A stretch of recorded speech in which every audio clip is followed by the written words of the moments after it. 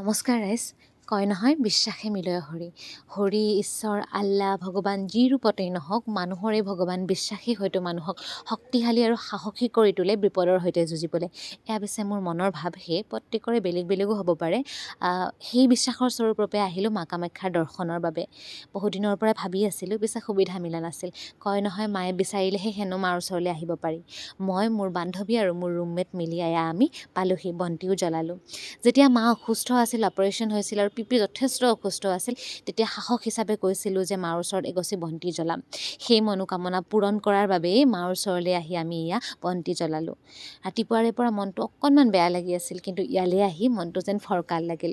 অগণন ভক্তৰ ভিৰ, প্ৰত্যেকেই নিজৰ মনোবাঞ্ছা পূৰণৰ বাবে, পৰিয়ালৰ ভালৰ বাবেই হয়তো মাৰ ওচৰলৈ আহিছে।